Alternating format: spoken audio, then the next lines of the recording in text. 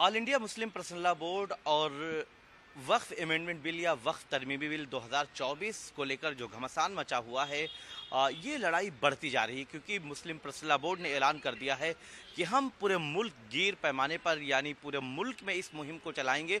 और जंतर मंतर पर जो एक धरने का ऐलान किया गया था 13 मार्च को होना था, उस तारीख में तब्दीली कर दी गई है और अब 17 मार्च को ये धरना होगा। ये जो तारीख में तब्दीली की गई है ये होली के त्यौहार को देखते हुए की गई है। और इस सिलसिले में all India Muslim personal law board के तर्जुमान कासिम रसूल इलियास ने पूरी तफसील से बात कही है और उन्होंने इस बात को दोहराया है कि हमारी ये जो लड़ाई है अब सड़कों पर उतर कर ही हमारी लड़ाई ये जारी रहेगी। हम सड़कों पर उतरेंगे और हम सड़कों पर एहतजाज करेंगे क्योंकि हमारे पास इसके अलावा कोई और रास्ता नहीं बचा है। देखिए कि all India Muslim personal law board की जो प्रेस कॉन्फ्रेंस है और कासिम रसूल इलियास क्या कहते हैं। से आ रहे हों, चाहे असेंबली से आ रहे हों, चाहे बार काउंसिल से आ रहे हों, चाहे ब्यूरोक्रेसी से आ रहे हों, सबका मुसलमान होना जरूरी है। अब ये चीज हटा दी गई और उसमें पहले लोग इलेक्ट होके आते थे, बार काउंसिल से इलेक्ट होके आते थे, मेंबर ऑफ पार्लियामेंट इलेक्ट करके भेजते थे। अब वो इलेक्शन का भी मामला खत्म कर दिया, अब नॉमिनेटेड मेंबर हो और उसमें दो गैर मुस्लिम नॉन मुस्लिम कंपल्सरी उसके मेंबर होंगे, सेंट्रल वक्फ काउंसिल के भी और ट्रस्ट आपके वक्फ बोर्ड के, और बाकी लोग भी हो सकते हैं, इसलिए कि वो शर्त ही खत्म हो गई कि अब वो मुसलमान होना है। तो ये सिर्फ मुसलमानों को हासिल नहीं है। आप जितने टेंपल के ट्रस्ट मौजूद हैं, जितने टेंपल के वक्फ मौजूद हैं, मठों के वक्फ मौजूद हैं, गुरुद्वारा प्रबंधक कमेटी, हर जगह ये शर्त है कि उसका मेंबर अगर गुरुद्वारे का मामला है तो सिख होगा, अगर हिंदुओं के टेंपल का मामला है तो हिंदू होगा। वो शर्त अब वक्फ में से हटा दी। तीसरी बात ये है, हमारा ऑब्जेक्शन इस पर यह भी है कि पहले गवर्नमेंट के का भी कोई डिस्प्यूट होता था वक्फ से तो वक्फ बोर्ड उस पर ट्रिब्यूनल बनाता था, लेकिन अब जो सिचुएशन है वो ये है कि वक्फ के यानी इस नए अमेंडमेंट के अंदर एक अमेंडमेंट ये लाया जा रहा है कि इसमें गवर्नमेंट की भी एक एंट्री है। वो गवर्नमेंट सेंट्रल गवर्नमेंट भी हो सकती है, वो गवर्नमेंट स्टेट गवर्नमेंट भी हो सकती है, वो म्युनिसिपल कॉर्पोरेशन भी हो सकती है, वो कोई सेमी ऑटोनोमस बॉडी भी हो सकती है। अगर उसका कोई क्लेम है वक्फ की किसी प्रॉपर्टी के ऊपर में तो उसका सेटलमेंट अब वक्फ बोर्ड नहीं करेगा, बल्कि वो करेगा अब कलेक्टर या डीएम उसके पास जाएगा और डीएम अगर ये कह देगा कि ये वक्फ की प्रॉपर्टी नहीं है, ये गवर्नमेंट की प्रॉपर्टी है, तो फिर वक्फ बोर्ड से स्टेट गवर्नमेंट ये कहेगी कि आप अपने हाथ से इसको डिलीट कर। तो ये जो प्रॉब्लम है कि आज भी बहुत सारी वक्फ की प्रॉपर्टी पे गवर्नमेंट के कब्जे हैं।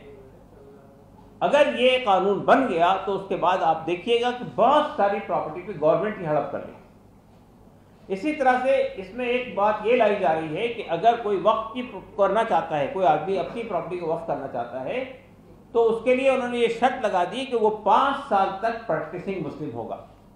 इसका फैसला कौन करेगा, कौन आदमी प्रैक्टिसिंग है कौन नहीं है, और ये एक एडिशनल किस्म की क्लॉज ला ली जा रही है।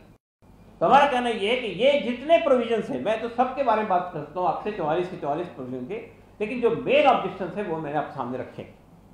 एक और बात उसमें यह है कि कोई पहले नॉन मुस्लिम भी वक्फ कर सकता था कोई प्रॉपर्टी अपनी मस्जिद के लिए भी, कब्रिस्तान के लिए भी, अब नॉन मुस्लिम नहीं कर सके, ये इसमें क्लॉज लाया गया। फिर एक बात ये भी है कि पहले वक्फ की प्रॉपर्टी में हर 10 साल के बाद वक्फ बोर्ड जो है वो सर्वे करवाता था। अब सर्वे कमिश्नर अपॉइंटमेंट का इख्तियार वक्फ बोर्ड से लेकर अब जो है वो कलेक्टर के हाथ में दिया जा रहा है, डीएम के हाथ में दिया जा रहा है।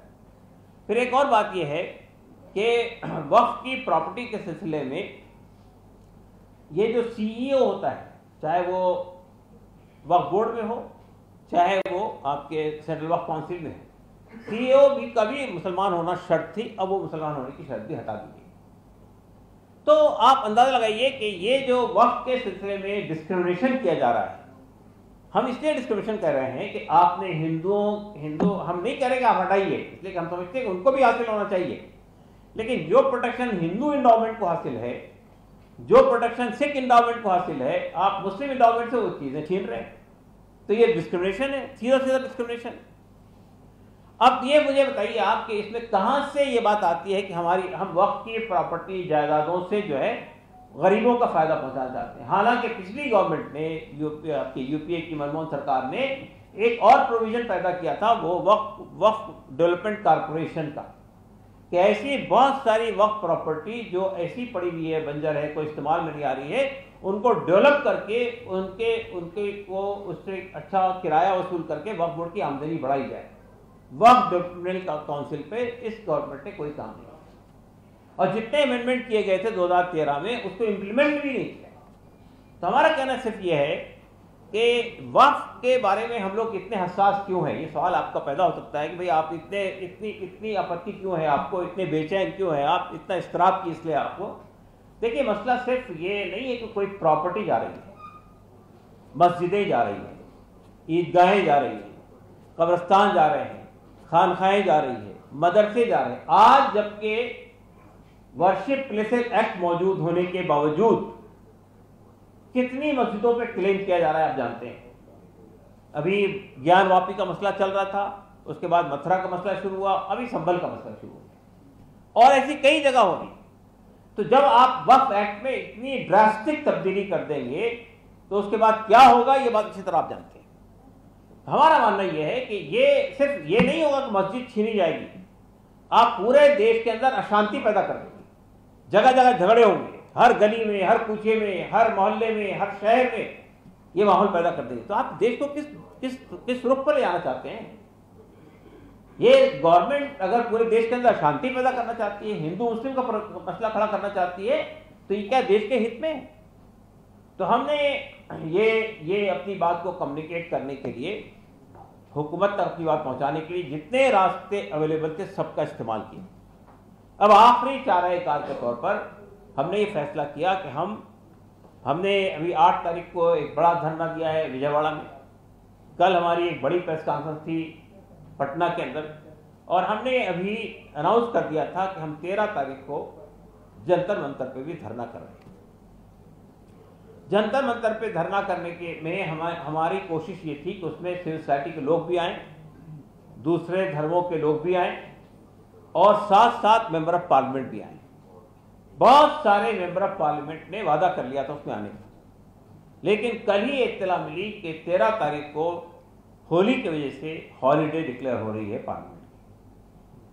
क्योंकि होली रात में 13 तारीख की रात में जलाई जाती है, तो हमने जब 10 तारीख के लिए मांगा था जगह, तो पुलिस कमिश्नर के यहाँ से ये कहा गया था डिप्टी डीसीपी डिस्ट्रिक्ट से कि आप 10 को नहीं कर सकते हैं, इसलिए कि आपको 10 दिन पहले एप्लीकेशन करनी चाहिए थी।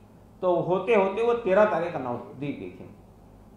तो 13 तारीख की दी गई थी। उस वक्त भी हमारे जहन में नहीं आया था कि उस दिन होली का त्यौहार है या होली का दहन होने वाला है। तो फिर भी हमने ये कहा था कि हम 1 बजे तक वो सब मामला ख़त्म कर देंगे और हम 1 बजे लोगों को लौटा देंगे। लेकिन जब अब पार्लियामेंट को भी छुट्टी कर दी गई और बहुत सारे मेंबर ऑफ पार्लियामेंट थे जिन्होंने कहा था हमसे कि हम आएंगे उस प्रोग्राम में, तो उन्होंने ही ये हमसे गुजारिश की कि आप इसको आगे बढ़ाएं। तो अब हम 17 तारीख को जंतर मंतर पे धरना कर रहे हैं, और उसमें जैसा कि आप जानते हैं कि जितनी भी हमारी पर्सनल लॉ बोर्ड है, जमात इस्लामी है, जमीयत उलमा है, जमीयत अहले हदीस है, मिली काउंसिल है, मुशावरत है, इनकी जो सेंट्रल लीडरशिप है उसको हमने बुलाया है, और सिविल सोसाइटी के लोगों को बुलाया है, मेंबर ऑफ पार्लियामेंट को बुलाया है। तो हम एक चाहते ये कि इस देश का जो बुद्धिजीवी वर्ग है वो अपनी बात रखे विस्तार के साथ में हुकूमत सामने। हो सकता है कि शायद बर्फ पिघले और हुकूमत को समझ में आ जाए कि ये एक बहुत ही खतरनाक खेल वो खेलने जा रहे हैं। हम समझते हैं कि ये एक पूरी कम्युनिटी पे अटैक है। बीजेपी का तो जो तरीक़ा है वो आप जानते हैं कि किस तरह से समाज को बांटकर वोट हासिल करने की कोशिश की जाती है, घृणा पैदा की जाती है, नफरत पैदा की जाती है, कम्युनल टेंशन पैदा किए जाते हैं।